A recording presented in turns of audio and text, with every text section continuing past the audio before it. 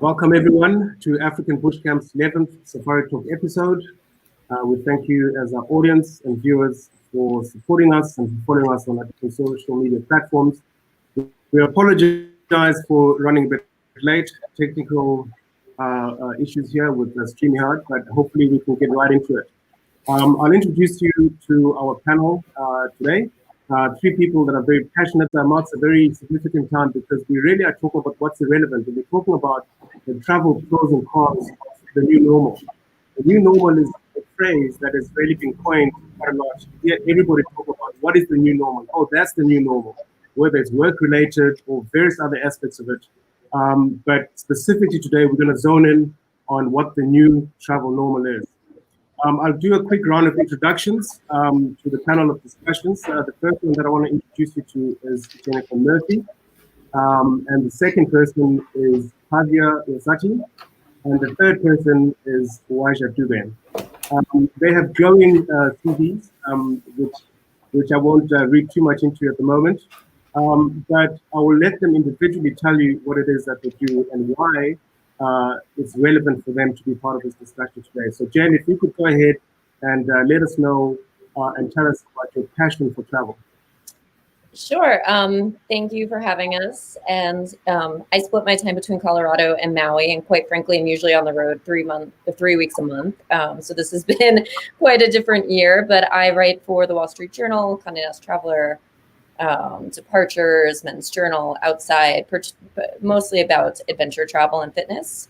I was the travel editor at Food and Wine and worked on staff at Afar for years.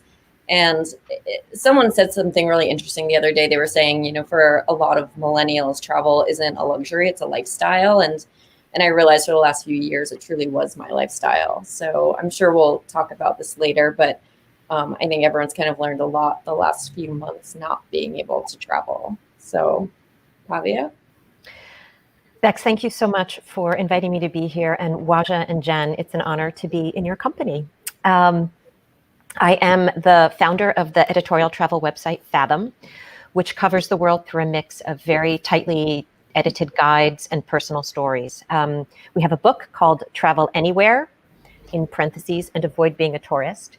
And then this past spring, in response to the pandemic, I co-founded a travel conference called The New Travel. It was a week-long conference that brought together travel companies with stories to tell, people who wanted to hear those stories, so buyers and journalists. Waja, over to you. Yes, thank you, Pavia. It's great to connect with both you and Jen and Beks and the whole ABC team. Thank you so much for having me on. I am with Index Select, so we are a marketing representation firm based in New York City. We do represent African bush camps, and I've had the pleasure of knowing Beks for over 15 years and traveling with him and representing the company for 2. Our company is really about defining remarkable stories. That's really what we love to talk about. You know, it's not just about having luxury products, but truly amazing products when it comes to destinations, tour companies, properties around the world that we have a personal passion for, that we love to represent and make them shine here in North America. So my personal passion is for Africa. I'm being from Botswana myself. That's my concentration, and I've been working in that industry, in that space for about 12 years now on the representation side, and visiting the continent about 2 to 3 times a year, making sure that I'm highlighting all the best and the brightest on the continent. That's awesome, and we really appreciate everything that the two of you do for Africa.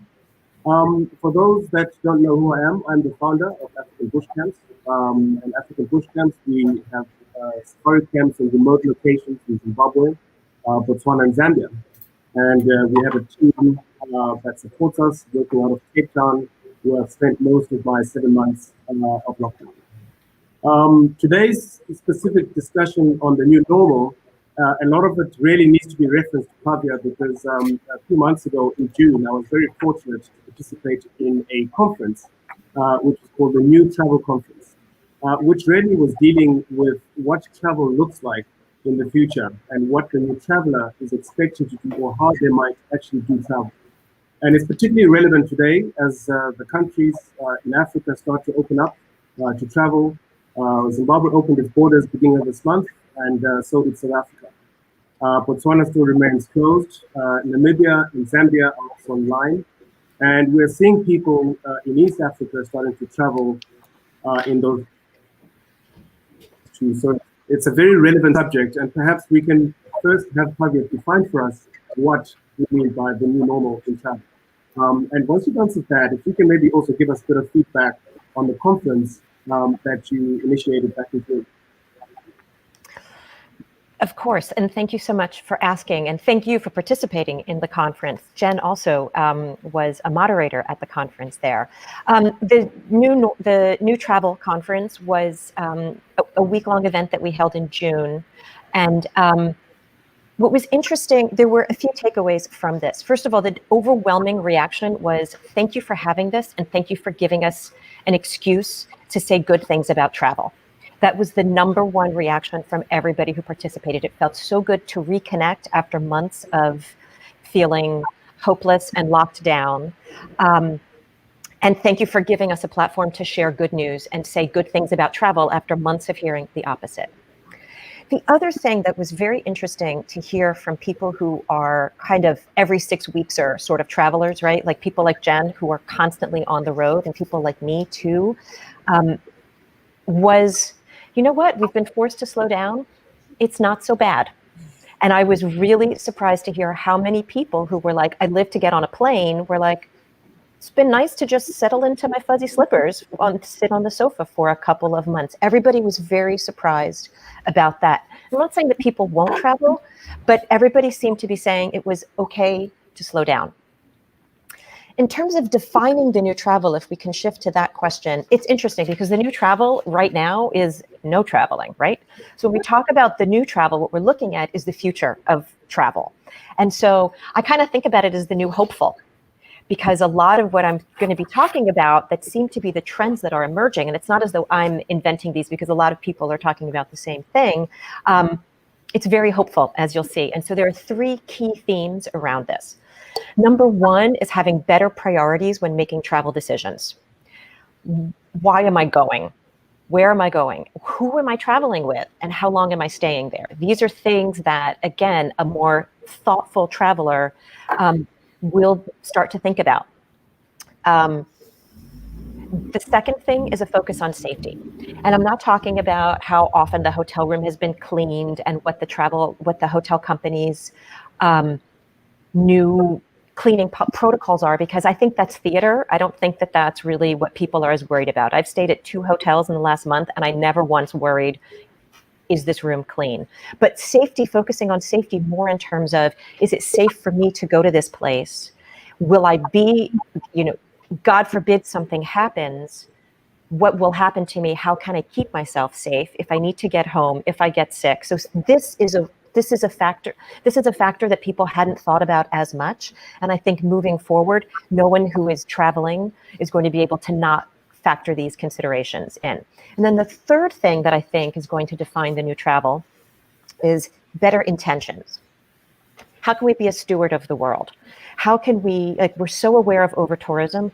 We all saw the pictures of the swans in the Grand Canal and thought, I want to see Venice like that too. We all saw California on smog-free days and thought, oh, wouldn't it be nice if it was like that a lot more often?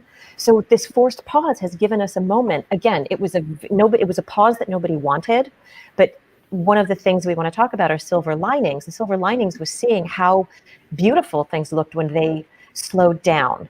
And Beks, the panel that you were on at the new conference was precisely about this. How can travel be a force of good? And I think the slowdown is really forcing us to stop and consider, again, going back to having better priorities, having better intentions about what we're doing. If living simply has become a habit, maybe that's not such a bad habit to keep some principles of in everything that we do moving forward. I really like that. And I think it can be very easy to get into the negative space of what's taken place as a result of this world pandemic. And still, there are ways to get creative and ultimately be more beneficial in the long run. I've certainly had experiences with my teams and with various industry people. The collaboration between the industry players has been absolutely amazing. I've never experienced this in all my 24 years of being in the travel industry. So there definitely are some takeaways. But before we get into some of those silver linings that I think we should explore and maybe talk about, I want to ask the three of you the same question, actually. What has been your biggest impact? And what has that done to shape your future thinking, particularly with relevance to the travel space? Waja, maybe you can go ahead with that. Bex, Yeah. Sorry, Bex, can you say that again, because you froze for 1 second, so I just want to make sure that I got the question right. So the question is, what has been the biggest impact or takeaway that has impacted you personally, and what has that actually done for you to actually shape the future of your thinking, and specifically around the travel space? Yeah, so to answer that, I think, it's been quite unique, especially here being in New York and in the States, because of course we've been dealing with more than just a pandemic. But I think for us, it's been, like you said, the symbiosis and the connectivity that we're seeing within the industry, and this common understanding that we all need a symbiotic relationship and we need to support each other and in order to not only survive this pandemic, but then also what the new normal will be when we're done with this. That impacted me as, been collaborating with so many amazing companies within the country, North America, within the whole continent actually, as well as in Africa, that are like-minded companies, where we've all had the opportunity, like Pavia said, to kind of slow down and almost reset a bit and look at our ethos as a company, as who we're working with as well. And making sure that those ethoses and those ethics are in line with each other, and also finding other companies or potential partners or collaborators that we might not have had the opportunity to work with before, but now because we're all in the slowdown mode, we actually have the opportunity to connect, engage properly, and say, okay, well, what can we do together, not only now, but going into the future. And so for me, in the travel trade, that has been absolutely amazing. To give one example, we are hosting our own travel festival, kind of similar to what Pavia has done, called RepFest. And that is going to be a collection of 5 representation firms, which never would have come together unless it was for the pandemic, to actually hold a travel festival that's celebrating travel. So not talking about the ins and outs of what the pandemic is doing to the industry and rates and things like that, all the depressing, the negative parts, but more so celebrating what each of these amazing companies are doing right now and how we can support them. So, yeah. Great. And Pavia? I am going to echo what Waja said in so many ways. First of all, personally, the best thing about the last 6 months, I've worn a pair of high-heeled shoes once since February, and I haven't missed them. Throw them away, give them away. No, listen, they're really beautiful.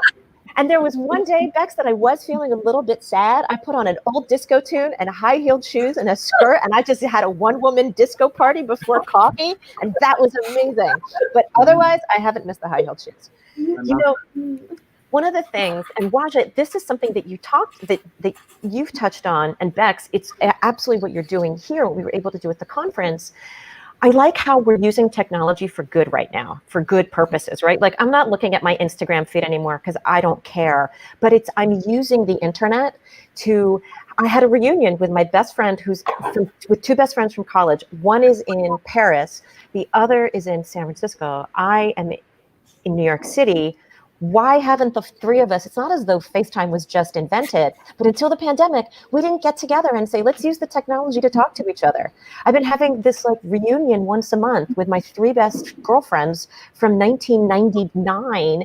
And it's like we're getting together in really great ways. And Bex, Jen, you're in Colorado, Bex, you're in Africa. Well, Waja, you're only right across the river, so that's not super special. But the people in this audience are all around the world, right? And we actually feel connected in a really nice way. This is what the internet should be for. This is really wonderful. And both of you made a point about collaboration. That new travel conference grew out of a call that I organized the first week of the pandemic with 8 colleagues, some travel agents, some publicists, some journalists, and I basically said, the world's going to hell. You want to talk?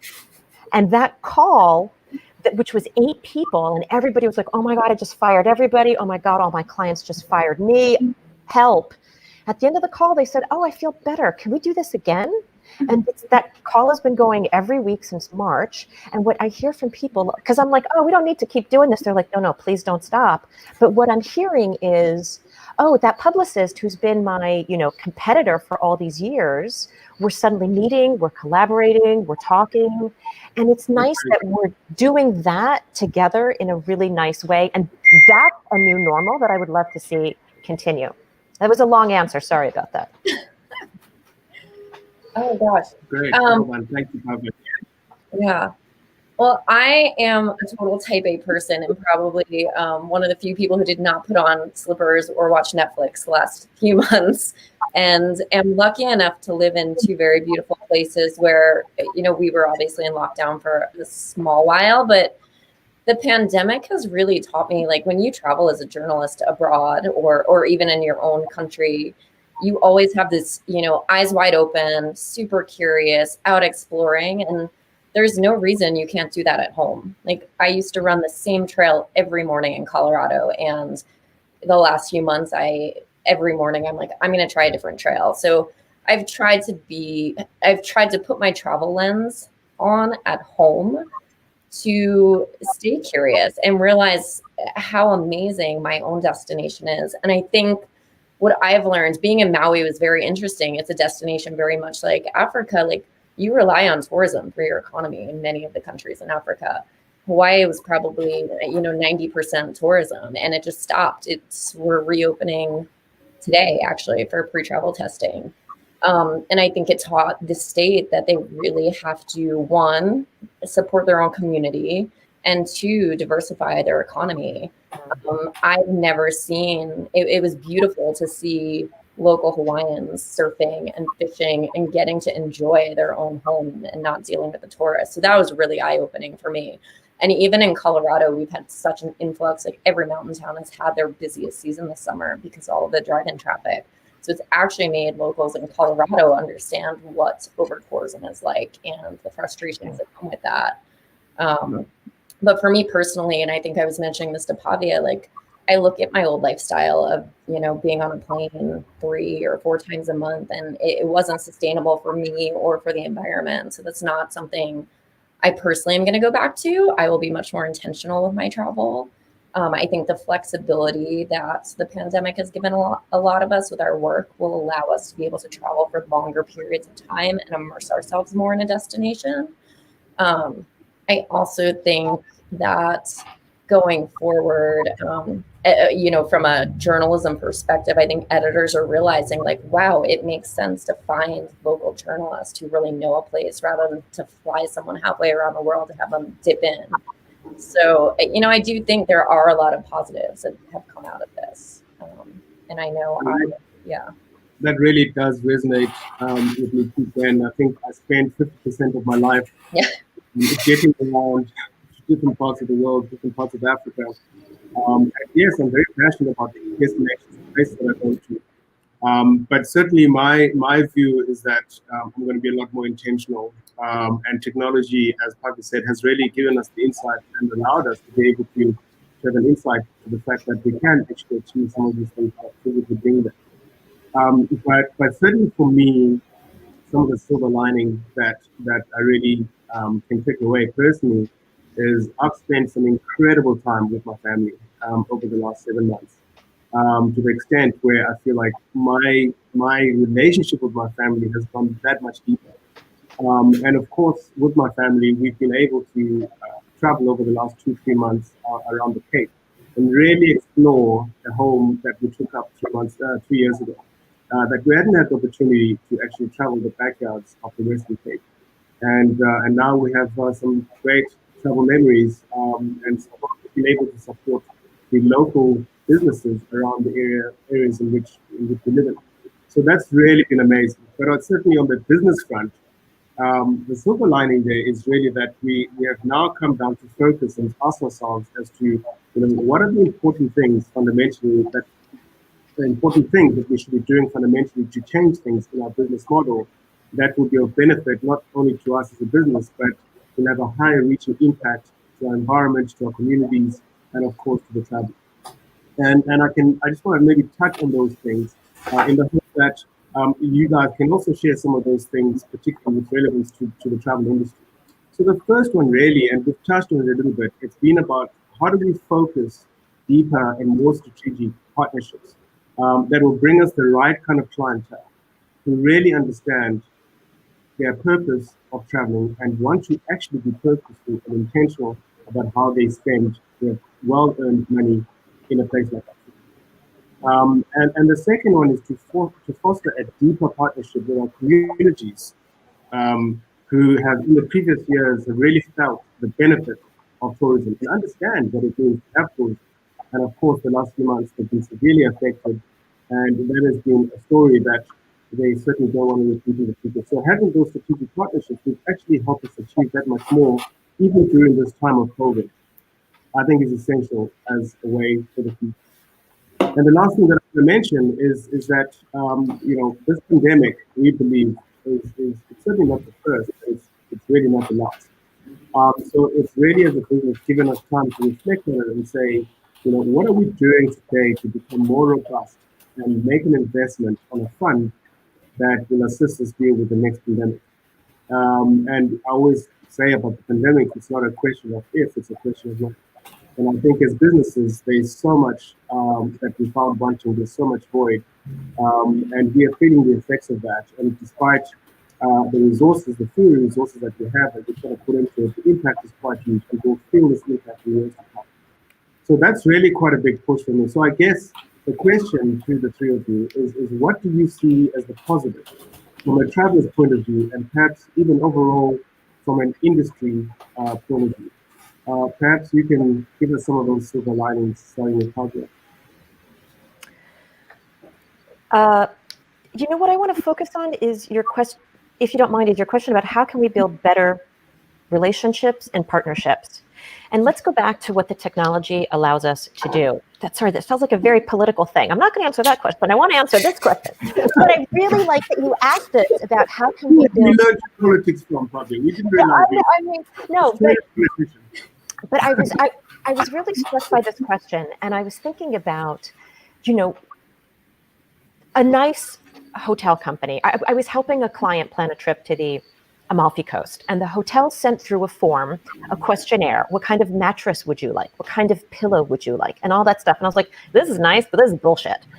Think about this. Imagine if before a client comes, and I think this is important for the hotels and the suppliers, as well as the marketing companies, as well. The journalists, we go on about this stuff anyway, but the travel advisors who are advising their clients, I think thinking about stewardship, thinking about being a good traveler can happen at the earliest stages of travel planning.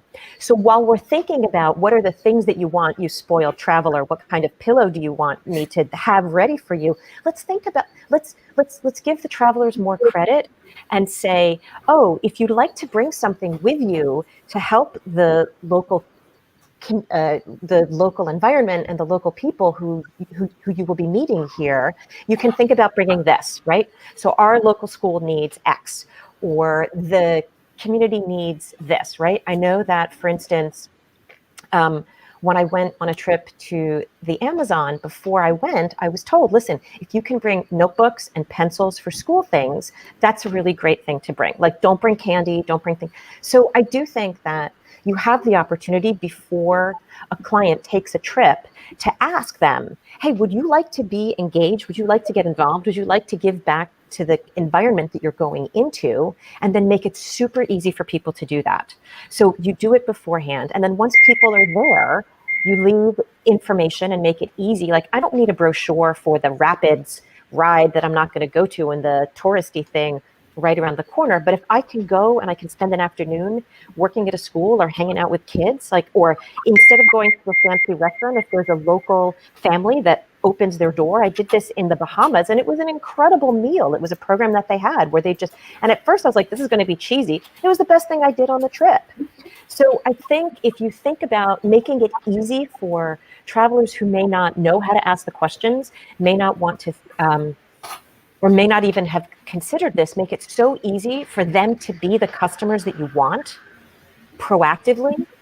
I think that would be a great way that people like the that, people in Hawaii wouldn't feel like, oh my God, we're dependent on these people. It's a one way. Traveling is an incredible privilege. It should be a two-way street. The traveler should give back to the place that they're going. The traveler needs to give back to the place that they're going. And I think travel companies should make it easier for them to do that. That's great. Thanks for that, Pavia. And Jen, what is your take on the silver lining from a traveler's point of view? Yeah, I mean, to Pavia's point, it's really interesting. There was a stat that last year, so Hawaii has 1.5 million people, and they hosted 10.4 million visitors last year. And they weren't on a sustainable track. And they really did need a pause to figure out, like, how can we rethink this so our residents are happy and not disgruntled, and our islands aren't being destroyed. So I think it's going to launch this week. Pre-travel testing launches today, but they've launched a program called Malama Hawaii. And what it does is they partnered with Hawaiian Airlines, I think Alaskan Airlines, some of the big hotel companies like Westin and Sheraton, and guests to participate in a either cultural program or volunteerism program, and they have them all offer get a fourth night free or one extra night free. And it's incentive for people to immerse themselves, get to know the local culture, get to understand what the impact is if they don't wear safe sunscreen in the ocean, if they do hit a coral reef when they're kayaking. And it might not resonate with everyone, but just having that opportunity for people to actually meet with the locals and talk to the locals and understand the cultures is huge. And I do think another silver lining is, for so long, I mean, travel back in the day was not a lifestyle. It was a privilege. And I think the pandemic has really made people rethink how lucky we are to be able to travel. And hopefully that will make them be better travelers. As Pavia was saying, I think people will be a lot more intentional about where they're going, where their money is going to. Is it going to a community? Is it going to the government? Is it going to a big chain? Or is it going to an independently owned operation? So I do think people will be a lot more intentional with their travel planning decisions. And also I think for so many people put travel off. Oh, I'll do it next year. Oh, I'll do it when I turn 50. I think people are really going to make a point to make space in their life to travel and have the experiences that they thought they could just, do next year. That's great insights there. Thank you, Jen. And Roger, what is your take on travelers? What are people hopeful for? What are people excited about is that silver lining? Yeah, I'm going to speak a bit more on the trade, but let me answer that question first. So it's been quite interesting just speaking to all my friends in the agencies and operators and media over here. With everything as negative as has been going on, I am seeing such an increase in folks who want to travel. For next year, literally once borders are opening. I mean, if you look at East Africa right now as a perfect example, as well as in the Caribbean, people are leaving. They are going in droves to escape where they are in the States for multiple reasons, but they're also being a lot more conscious of where they're going, how they're spending their money, and also even where they're staying and how that's affecting the communities that they're staying at. I think it's just been a lot more self-awareness that's been a massive rise, and so I want to see more of that. And in terms of the trade, I think that we're in a very interesting position right now where going into building better relationships with other companies is the way to go forward, and actually collaborating and connecting with companies that, like I said before, share similar ethics and ethoses to our clients, as well as to us as well as businesses. I think that's probably one of the most important things. I've gotten so many calls from folks who want to, have specific, experiences, even to destinations they've gone before, whether that's Italy or Hawaii. Jet mentioned having more cultural tourism. Going into trips for people who went to Hawaii. I don't know if you knew this. I lived in Hawaii for 4 years, and I studied tourism there. And that was always something that I always found as a massive need for the island itself, because it was always, like Jen said, 10 million people for a population of 1.5, not sustainable. But as well as that, I think it's also about putting a highlight and a showcase and putting lesser known companies on a pedestal that also that, you know, for whatever reasons, whether it's financial or maybe they just, you know, it's a one-person show, they need to be put on a pedestal, and they require companies and people like us in the industry to put them on that pedestal and highlight them and find ways that we can collaborate with them.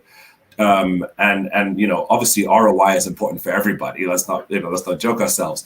But there are so many companies that I've managed to connect with through through the pandemic that are just amazing companies that I've always wanted to collaborate with. And these relationships are now being built because of the slowdown that we have now. So, but at the same time, I think a lot of that is actually coming from the travelers who are calling their agents, who are, you know, even travel writers who are doing, you know, more unique articles about, you know, what to do in a destination that goes beyond the traditional things to do, right? Whether that's going to Africa and going beyond a safari, whether that's going to do cultural experiences in Hawaii or wherever it may be. It's the travelers that are really coming to the agencies and operators and saying, you know, this is something that I have a passion for. Can you create it? And before, a lot of these companies might have been a little bit hesitant because it was a little bit more work to do something that they might not feel would be sellable after one client. Whereas now you're seeing that that light bulb has finally gone off and saying this is not only something that's important to the destination, to the communities, to the world in general, but it's also something that I can get an ROI on. So that has been, I think, about building relationships really has to be, we have to see a switch, a paradigm shift in what we are and how we're going to be shifting the traveler's mindset to make that more accessible to everyone. From, you know, for folks like us, we do all unique experiences all the time. It's in our DNA. But how do we then get that up to the general market and make sure it's done in a sustainable way that will also always uplift communities and businesses? Thanks, Waja. You know, I like the idea of ROI, return on investment. And this is something that actually we've been talking quite a lot internally within our business to say, you know, we as a business, what is our return on investment? And certainly for travelers, what is it, ROI? And we've really defined it that travel should actually provide 3 ROIs. And the R being restorative, because that's why we all travel, to take a break, restore, and really sort of find ourselves in many ways. So it's really, the aim is for it to be restorative. And then the O for us is opportunity. And this is an opportunity that is provided to both the traveler and also to the people that are hosting travelers. There is a place of meeting where these parties all come together to explore and actually harvest the opportunities that are there for both their lives, whether it's experiential or it's financial or whatever it is, but travel offers us opportunities. And the last thing is impact. It's impactful for the traveler through the experiences that they have and the connections that they make, which transforms their thinking, really educates them and sets them up to a completely different mindset and understanding what the challenges of the destination is. And certainly for the people and the communities that are hosting this travel, it's about embracing the fact that we cannot make a difference on our own. This is about a partnership. This is a global challenge for us to keep these areas sustainably and for our future generations to be able to have them around, not only from our own personal health point of view, but also for that of our wildlife. So those 3 things I think are very important for all of us to be able to consider and ask ourselves at any one time, what is our return on investment for this? Should I really be taking a trip? Is it fulfilling those 3 criteria? And certainly for us at African Bush Camps, those are the things that we talk about, and that's what is the focus of our minds when we talk about the travel. But on a lighter note, I think we need to agree that there are 3 types of travelers that have been identified, particularly from your guys' market. And those 3 types of travelers is the union traveler, is the unicorn traveler, and the nomadic traveler. I'll maybe speak a little bit into what a union traveler is. So a union traveler typically is the type of traveler that we as a business are looking for. We've talked a lot about the conscious traveler in the past, And really for us, we are looking for the conscious traveler who wants to come to Africa to really make a difference, not only in their own lives, but those that they come across and the places that they visit. A person that is very conscious of the challenges and wants to learn and take advantage of the opportunities that they're able to get, that they're able to pass on to the people around them. It's really that traveler that understands that we as human beings are on this earth to create legacies, to leave this earth in a better place position than we found it. That to me describes what a union traveler is, who really seeks to understand the environment and seeks to face the challenges and be part of the solutions to making the world a better place. I mean, Beks, I want to cheer for 1 second. I want that. I like that should be a credo for humanity. That was wonderful. So that's me. That should be all of us. I hope. I want it to be me. I'm pretty sure you got a good definition for us for your traveler. Why don't you pick a choice of the other two? Is it going to be a unicorn or nomadic? No, listen, we were talking earlier about what these definitions are. And so we all know what the nomadic traveler is because there's been so much attention around this person. The person who's like 3 months in Bali, I'll do my job from a beach. And then I'm going 3 months to Joburg and I'll do my job from there. And then Tel Aviv and Berlin. So the idea behind the nomadic traveler, I mean, it was a very millennial, very young 20-something stereotype of somebody for whom, as you know, Jen was saying, not as a lifestyle for a professional, but just this is how I live. I'm super mobile. I don't have a car. I don't have any CDs. My entire life is virtual. Why do I need an apartment? You know, I don't want to own anything. I can see my friends on my phone anyway. So, but this notion of I'll just keep bouncing around and go from place to place to place to place. So we've all heard about this person. What that, you know, footloose, fancy free, young, I do something creative. A lot of them have creative director in their title.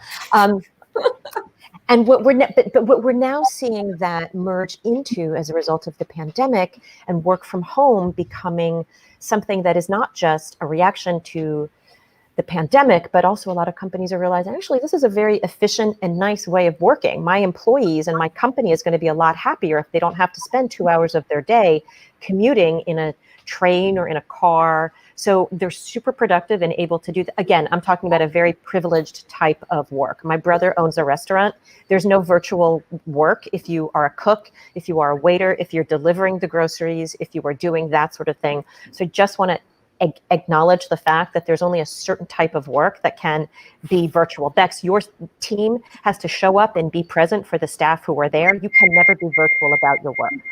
But for all of the people who have those boring cubicle jobs, they are joining the legions of this nomadic traveler because suddenly they're saying, okay, if I can sit in my house and do my job, can I sit somewhere else and do my job? And what's interesting is seeing the governments and the tourism and the destinations that are responding to this by, for instance, in the case of Barbados, they've created a special 1-year work visa. You can come and live here and work. And the idea is you can be stuck in your apartment in New York City that's as big as your table, or you can come and do your job, be effective, but also go swimming every morning and afternoon and see the beautiful sunset and eat incredible seafood that somebody just fished 13 minutes ago. So the new nomad is evolving into this persona wherein I can be flexible about my life. Again, we're talking about somebody who's privileged enough to be able to do this.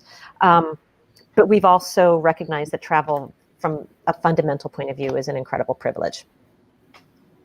Thank you. That's a great explanation. I think you take the prize there. Love that. Jen, tell us about this unicorn. What does that look like? What does the unicorn traveler actually look like? I feel like your definition was the unicorn traveler. You know, I was on another panel and someone said the American tourist was the unicorn traveler, which kind of made me laugh. But I think their point was that Americans tend to be polite, and spend money in a destination. But I think going forward, the unicorn traveler is a lot of what you said. They're a more conscious traveler. They aren't going away to sit by the pool and sip margaritas. They want to contribute in a way. They want to learn something. They want to actually spend time in a destination. They want to know that their money is going toward the community and a good cause. They are conscious of, are there plastic water bottles in my hotel, or is it glass? Like, they're just a more conscious traveler. And someone who will continue to have a relationship with that destination. I think that's key. Like, there are people who go somewhere and never go back. I tend to be the person who ends up making like 10 million friends in a place, and we send postcards and we stay in touch, and you have a real connection to a place that doesn't leave when you get on that plane. And I think like one thing I want to touch on, and I've heard this a lot with Africa too, you hate to outprice travelers and say it has to be a very high luxury price point, because to Pavia's point, that's a small percent of the population. So I think one thing the pandemic has made us all be aware of is like, how can we make travel more egalitarian? How can we make it so, you know, locals in, be it Hawaii or Africa, can actually travel within their own destination? Because I think we forgot to market to, you know, the people in our own homes, and that's huge. They want to travel just as much as anyone. So looking at the traveler from a broader perspective, and also not being afraid to charge. I heard at a conference an agent say they were embarrassed to say what the levy was on their hotel for conservation in Africa because it was so small. It was almost embarrassing. So, you know, I think people are willing to pay more if they know what it's going toward. And that's something hotels and outfitters should be thinking about going forward.